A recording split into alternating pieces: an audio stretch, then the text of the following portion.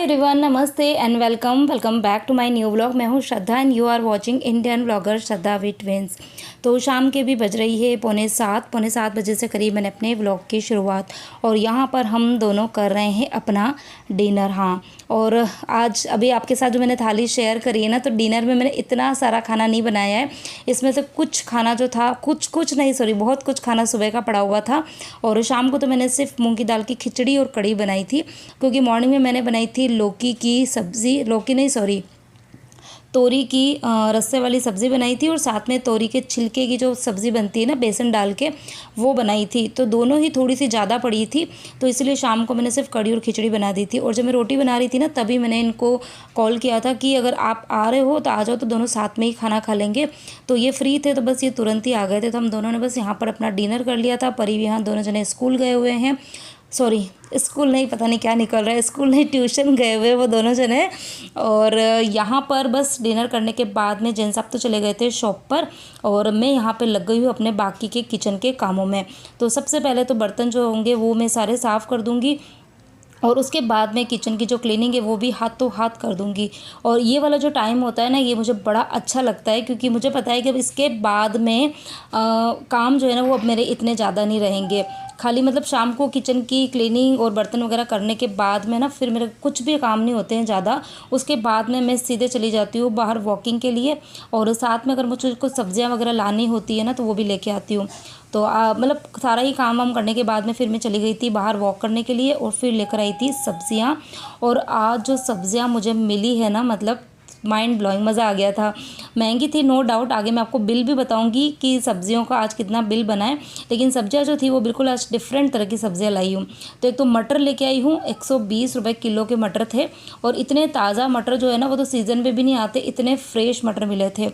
और साथ में मैं कैबेज लेके आई, तो काफ़ी फ्रेश थी एकदम। बाकी तो मैं कैबेज लाती ही नहीं हूँ, आपने देखा मैं बहुत कम लेके आती हूँ कैबेज, लेकिन एकदम अच्छी थी कैबेज, बहुत ही अच्छी थी एकदम फ्रेश। और साथ में पता है ये मैं फलियाँ लेकर आई हूँ, और ये फलियाँ जो है ना ये सर्दी के टाइम में मिलती है, मतलब जनरली मैंने देखी नहीं है। और सर्दी के टाइम में भी हमारे यहाँ तो खैर मुझे दिखती ही नहीं है। तो इसको हमारे यहाँ पर तो मोगरी बोला जाता है, मतलब उदयपुर में मोगरी बोलते हैं, मराठी में तो मुझे नहीं पता। और ये है ना जो मूली की जो भाजी होती है ना, उसके साथ में लगती है ये फलियाँ, ठीक है। और उसके साथ में मैं लेके आई हूँ कीकोड़ा, हाँ जी कीकोड़ा लेके आई हूँ। बहुत ही महंगी सब्ज़ी आती है। और ये देखो मैं आपको बिल बता रही हूँ, ये 3-4 सब्जियों का बिल बना था 460 रुपये का। हाँ, 3-4 सब्जियाँ लेके आई थी तो 460 का बिल बना था। और ये पता है बिल मैं क्यों बता रही हूँ, आप सोच रहे होंगे कि हमको बिल क्यों बता रही है। तो बिल मैं इसलिए बता रही हूँ कि जब है ना बीच में टोमेटो बहुत महंगे हो गए थे ना, 100-150 रुपये किलो, तब मैं जब भी सब्ज़ी लेके आती थी तो मैं आपको मतलब सब चीज़ें, देखो आपके साथ आप फैमिली जैसे हो, तो मैं सब कुछ चीज़ें आपके साथ शेयर करती हूँ।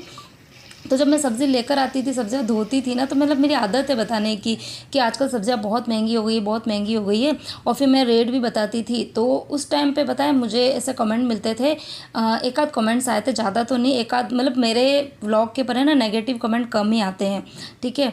और जब आप बहुत ज़्यादा गंदे होते हैं तो मैं डिलीट भी मार देती हूँ, तो शायद आप लोगों को पता भी नहीं चल पाता होगा। तो कमेंट मतलब मुझे ये आता था कि सब्ज़ियाँ महंगी है, महंगी, हमको क्या पता सब्ज़ियाँ महंगी है यूँ, और इतनी भी महंगी होती है क्या सब्ज़ियाँ, क्योंकि हमारे यहाँ पर सही में ना टमाटर बीच में 150 रुपये किलो हो गए थे। तो अब आप लोग कहाँ से देखते हो, आपके यहाँ पर क्या रेट है मुझे नहीं पता, मैं तो अपने एरिया की बात करती थी। और मैं आप लोगों से पूछती भी थी कि आपके यहाँ पर सब्जियों की क्या रेट्स है, तो आप भी मुझे मेरे साथ में ना कमेंट्स के थ्रू शेयर कर सकते थे। तो ऐसा कुछ था, तो इसीलिए आज मैंने ना बिल बताया, क्योंकि आज मैं सब्जियाँ है ना नीचे हमारे बिल्डिंग में ही नीचे शॉप है, वहाँ से लेकर आई हूँ। और वहाँ पर प्रॉपर शॉप है, वहाँ पर मतलब पूरा डिजिटली ये होता है, जो ये होते हैं ना नाप तोल के देते हैं सब्जियां, और पूरा प्रॉपर बिल वगैरह देते हैं। तो आज मैंने आपको बिल भी बता दिया। तो पूरे सबूत बताने पड़ते हैं भाई, कुछ कुछ लोग हैं यहाँ पर जो कि सबूत मांगते हैं।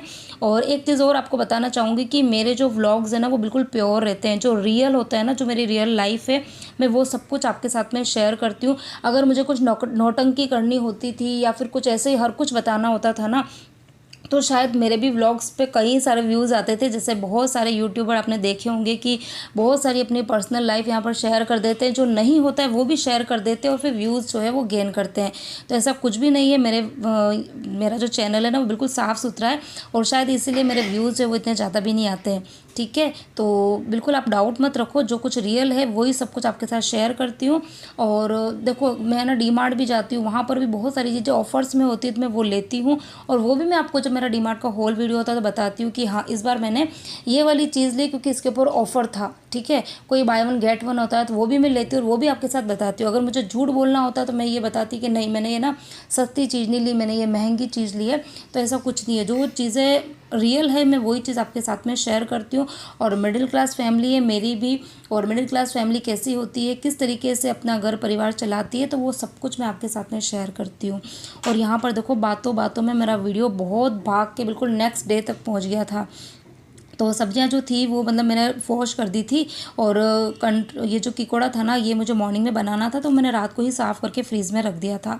अब यहाँ पर मैं आपसे मिल रही हूँ नेक्स्ट डे मॉर्निंग। तो सब्जी जो थी वो तो खैर मैंने साफ़ करी हुई थी। एक तरफ मैंने यहाँ पर उड़द की दाल चढ़ा दी है। और ये मक्खन जो है ना ये मैंने राखी के एक दिन पहले निकाल के रखा था। तो राखी के दिन तो फिर टाइम ही नहीं मिला, क्योंकि वही है कि त्यौहार का दिन तो इतना मतलब हेक्टिक होता है कि कब सुबह कब दिन और कब शाम होती है पता नहीं चलता है। और राखी के नेक्स्ट डे फिर है ना मंगलवार के दिन की बात कर रही हूँ, तो उस दिन है ना गिरजा चली गई थी सुबह सुबह। तो फिर उस दिन तो मेरा मूड बिल्कुल भी अच्छा नहीं था, कुछ भी अच्छा नहीं लग रहा था, मैंने कुछ भी काम नहीं किया था।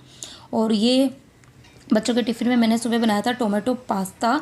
और रेसिपी आपके साथ में वही कि शेयर नहीं करी थी क्योंकि सुबह ना बिल्कुल भी एनर्जी नहीं थी बॉडी के अंदर बिल्कुल भी। तो बना बहुत टेस्टी था, बच्चे बोल रहे थे, खैर मैंने तो टेस्ट नहीं किया लेकिन बच्चे बोल रहे थे कि मम्मी बहुत टेस्टी बनाया टोमेटो पास्ता। कभी आपके साथ में रेसिपी शेयर करूँगी। तो यहाँ पर बस मैंने मक्खन जो था वो चढ़ा दिया था, तो एक तरफ घी जो है वो बनता रहेगा, बीच में मैंने दाल चढ़ा दी है। और यहाँ पर मैं लगा रही हूँ तड़का किकोड़े को। तो यहाँ पर कढ़ाई के अंदर मैंने ले लिया है तेल। और ऑयल के बारे में कई बार मेरे पास में क्वेश्चन आते हैं कि श्रद्धा कौन सा ऑयल यूज़ में लेते हो, तो मैंने बहुत बार बताया भी है और आज फिर बता देती हूँ कि तेल जो है वो कोई फिक्स नहीं होता है, चेंज करती रहती हूँ। लेकिन हाँ आजकल मैंने जो ये आता है ना रिफाइंड ऑयल वो बिल्कुल बंद कर दिया है, मैं फ़िल्टर ऑयल जो रहता है ना वही लेके आती हूँ। और ये भी खैर इतना ज़्यादा बॉडी के लिए अच्छा तो नहीं होता है, लेकिन ये कि अब सब्जियाँ तो बनानी है तेल में ही बनेगी। और बहुत सारे लोग घी में भी बनाते होंगे लेकिन हमको तेल का टेस्ट अच्छा लगता है, तेल में ही शुरू से बनाई है सब्जियाँ ना तो उसी में अच्छा लगता है। तो अभी मैं जो धारा का आता है ना ग्राउंडनट ऑयल वो लेकर आई हूँ, फिर वो ख़त्म हो जाएगा तो फिर कुछ चेंज करते रहेंगे, तो वो भी आपके साथ में शेयर करूँगी।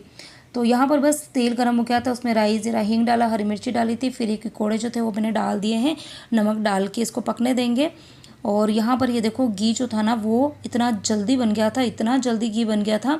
और इस बार मैंने आप लोगों के कहने पर ब्लेंडर से बनाया था मक्खन जो निकाला था ना मलाई से, वो मैंने ब्लेंडर से करा था और सही में मेरा काम बिल्कुल आधा हो गया था, बर्तन भी कम हुए थे और फटाफट से निकल भी गया था मक्खन। और यहाँ पर ये देखो घी बनने में भी ज़्यादा टाइम नहीं लगा। अब इस घी को मैं एक अलग डब्बे के अंदर है ना इकट्ठा करूँगी। इस घी को ना अभी यूज़ नहीं करने वाली हूँ मैं, इस घी का यूज़ मैं करूँगी कब, अभी जैसे गणपति आने वाले हैं ना, पता नहीं शायद 8 या 9 तारीख से, एग्जैक्ट मुझे पता नहीं लेकिन 8 या 9 तारीख से कुछ स्टार्ट हो रहे गणपति। तो जब गणपति स्टार्ट होते हैं तो उसी टाइम से हमारे पर्युषण पर्व भी स्टार्ट होते हैं। तो अब आप लोग बोलेंगे कि पर्युषण पर्व क्या है, तो जब आएंगे तब मैं आपके साथ में सब कुछ बताऊंगी। और बाकी जो लोग मेरे से पहले से जुड़े हुए हैं तो मैंने लास्ट ईयर भी शेयर किए थे सब कुछ आपके साथ में, उसके भी पहले मतलब जब भी आते हैं पर्युषण पर्व साल में तो मैं आपके साथ, साल में एक ही बार आते हैं, मतलब 10 दिन के रहते हैं पूरे, जब तक गणपति होता है ना तब तक पर्युषण पर्व चलते हैं 10 दिन के। तो मैं आपके साथ में शेयर करती रहती हूँ कि कैसे क्या होता है और इस बार भी करूँगी। तो उन 10 दिनों के अंदर हम लोग है ना बाहर की चीज़ें बिल्कुल ना के बराबर खाते हैं। जैसे अब मसाले तो मैं वैसे भी घर पे ही करती हूँ, आटा वगैरह ये भी घर पे पीसती हूँ, आटा बेसन। और तेल तो है वो तो मजबूरी है कि भाई घर में तो बन ही नहीं सकता है, वो बाहर से ही लाते हैं, लेकिन हाँ घी कोशिश करते हैं कि घर का ही खाते हैं। तो ये घी जो है ना मैं उस समय के लिए इकट्ठा कर रही हूँ, इस बार थोड़ा सा लेट हो गया है, बाकी पर्युषण स्टार्ट होते हैं ना तो उसके पहले मैं करीबन 2 किलो जितना घी इकट्ठा कर लेती हूँ। क्योंकि गणेश चतुर्थी के टाइम पे जो लड्डू बनते हैं ना चूरमे के लड्डू, वो भी मैं इसी घी से बनाती हूँ और बाकी 10 दिन तक जो कुछ भी बनता है वो मैं इसी घी में ही बनाती हूँ। तो चलो अभी तो टाइम बाकी है, जब तक तो इकट्ठा हो ही जाएगा। तो यहाँ पर बस मैंने घी छान दिया था और अब ये जो कढ़ाई है इसी के अंदर मैंने घी बनाया था। तो कढ़ाई जो है वो देखो बिल्कुल साफ़ है, कुछ भी अंदर चिपकता नहीं है। और तो कढ़ाई एकदम अच्छी थी तो मैंने सोचा इसी के अंदर दाल का ना तड़का लगा देती हूँ, तो जो थोड़ी बहुत चिकनाई होती है ना घी की वो भी साफ़ हो जाएगी और जो घी का टेस्ट है ना वो भी दाल के अंदर आएगा तो अच्छा लगेगा। अब यहाँ पर ये जो तेल मैं यूज़ में लेती हूँ ना, ग्राउंडनट ऑयल, तो इसके अंदर पता नहीं ये झाग क्यों निकलते हैं, ये मुझे नहीं पता है। आप लोग किसी को पता होगा तो प्लीज़ बताना। मैं बड़ी कंफ्यूज रहती हूँ कि यार इस तरीके से झाग क्यों निकलते हैं। पहले तो कभी नहीं देखे थे मैंने, मतलब मेरे मम्मी के यहाँ पर तो ये मूंगफली का तेल ही यूज़ लेते थे, लेकिन मैंने इस तरीके से कभी झाग नहीं देखे। अब ये पता नहीं यहाँ पर ऐसे झाग वगैरह क्यों आते हैं। और यहाँ पर दाल तो बिल्कुल सिंपल तरीके से ही बनाती हूँ, उड़द की दाल तो बस तेल के अंदर राई, ज़ीरा, हींग डाला था, हरी मिर्ची डाली थी, टमाटर डाल दिए थे और फिर मसाले डाले थे और थोड़ा सा पानी डाल के उसको मसाले को पकने देंगे। और यहाँ पर एक किकोड़े की सब्ज़ी जो है वो भी 60 to 70% जितनी पक गई है। अब इसके अंदर डालेंगे मसाले। अब ये देखो किकोड़े की जो सब्ज़ी है ना, ये ना 2-3 तरीके से बनती है। हम सिर्फ इसी तरीके से बनाते हैं। मेरे मायके में भी ऐसे ही बनती थी और ससुराल में भी ऐसे ही बनती है, बिल्कुल सूखी सब्जी। लेकिन कल जो मेरी हाउस हेल्पर है ना, वो आई थी, तो मैं उससे कुछ बात कर रही थी ना, तो उससे मैंने पूछा था कि आप लोग कैसे बनाते हो। तो वो एकदम टिपिकल महाराष्ट्रियन है ना, तो मैं उनको पूछ रही थी कि आपके यहाँ पे कैसे बनाते हो। तो वो यही बोल रही थी कि वो है ना, इसमें ना मूंग की दाल मिक्स करके भी बनाते हैं। जैसे ना वो बनती है लौकी चने की दाल बनती है ना, बिल्कुल उस तरीके की किकोड़ा और मूंग की दाल मिक्स करके भी बनती है। और इसके अलावा ना किकोड़े के अंदर जो होता है ना, प्याज डाल के और रस्से वाली सब्ज़ी भी बनाते हैं। तो यही है कि सबके अपना अपना टेस्ट होता है, सबका अपना अपना तरीका होता है सब्ज़ियाँ वगैरह बनाने का। तो मुझे तो खैर कोई ख़ास पसंद नहीं आया था, सुन के भी मतलब ऐसा लगा कि यार इसमें दाल डाल देंगे तो कैसा लगेगा, या फिर पानी वाली कैसी लगेगी। लेकिन हाँ, जो खाते हैं उन्हें तो अच्छा ही लगेगा। हमने शुरू से इस तरीके की ड्राई सब्ज़ी ही खाई है, तो हमको यही टेस्ट अच्छा लगता है। अब यहाँ पर ये दाल जो थी उसका मसाला बिल्कुल अच्छे से तैयार हो गया था, पूरा जो तेल था ना वो एकदम ऊपर निकल के आ गया था। फिर इसमें मैंने डाल दिया था पानी, और पानी में जैसे ही उबाल आया तो अब मैंने इस दाल को इसके अंदर डाल दिया है। तो बस अब दाल पकी हुई है, मसाला भी पका हुआ है, पानी बॉईल हो गया था, तो इसको अब ज़्यादा देर नहीं पकाऊंगी, क्योंकि उड़द की दाल जो होती है ना वो बहुत जल्दी गल जाती है। इसकी जब मैं सीटी भी लेती हूँ ना, तो मुझे बहुत ध्यान रखना पड़ता है कि कहीं ज़्यादा गल ना जाए, चिकनी ना हो जाए। तो यहाँ पर बस किचन के अंदर मेरे खाने की जो तैयारी थी वो सारी पूरी हो गई थी। दाल बन गई थी, सब्ज़ी बन गई थी, आटा मैंने लगा दिया था, बर्तन सारे मैंने सिंक में डाल दिए हैं। ढेर सारे आज बर्तन हो गए थे, क्योंकि मैंने आज सुबह से बर्तन साफ़ नहीं किए। लेकिन गर्मी इतनी कहर ढा रही थी ना, इतनी ज़्यादा गर्मी लग रही थी, तो मैंने सोचा एक काम करती हूँ, फेस के ऊपर ये फेस पैक लगा देती हूँ, तो स्किन केयर भी हो जाएगी और थोड़ी सी गर्मी से राहत भी मिल जाएगी। तो ये वही होममेड वाला फेस पैक है जो कि मैंने बीच में बनाया था, आप लोगों के साथ शेयर भी किया था। तो हमेशा तो मैं कच्चे दूध में मिक्स करके लगाती हूँ, लेकिन आज कच्चा दूध तो था नहीं, तो मैंने ना दही के अंदर इसको अच्छे से मिक्स करके बना दिया और फेस पे बस अच्छे से फेस पर और गले पे लगा दूँगी। और अभी आपको थोड़ी सी यहाँ पे लाइट कम लग रही होगी, क्योंकि वॉश बेसिन के ऊपर जो लाइट है ना, इतनी अच्छी लाइट है, लेकिन पता नहीं इसको क्या हो गया। सुबह तक तो ये चल रही थी, बच्चे जब उठे थे ना तब तक तो चल रही थी, फिर अचानक से बंद हो गई। और अभी मैंने 2-3 बार इसको चलाने की करी, लेकिन चल ही नहीं रही, पता नहीं क्या हो गया इस लाइट को। तो यहाँ पर बस अपने फेस के ऊपर पहले फेस पैक लगाऊंगी, उसके बाद में पहले सब तरफ डस्टिंग करूँगी, क्योंकि ये डस्टिंग आज सब जगह बाकी है। और उसके बाद में फिर किचन के जो काम है ना वो करूँगी। और एक चीज़ और, मुझे किसी ने पूछा था कि राखी के ऊपर परी को क्या गिफ्ट मिला है। तो हाँ जी यार, गिफ्ट है ना, इस बार बताना रह गया। इस बार पता नहीं क्या हो गया, मतलब हाँ, गिरजा इधर ही थी ना, तो ऐसा है ना कि घर में जब कोई आता है और छोटा बच्चा भी होता है तो फिर थोड़े से ना बिज़ी हो जाते हैं, पूरा शेड्यूल काफ़ी बिजी हो गया था। तो इस बार मैं परी के लिए गिफ्ट जो है ना वो हमेशा पहले 2 दिन पहले ही ला के और गिफ्ट पैकिंग करके रख देती हूँ, उसको पता भी नहीं रहता है। और जब राखी आती है ना तो उस दिन फिर मैं विहान को बोलती हूँ कि परी को दे दे। लेकिन इस बार यही है कि सब कुछ डिस्टर्ब चल रहा था, तो इस बार मैं उसके लिए गिफ्ट लाई ही नहीं थी।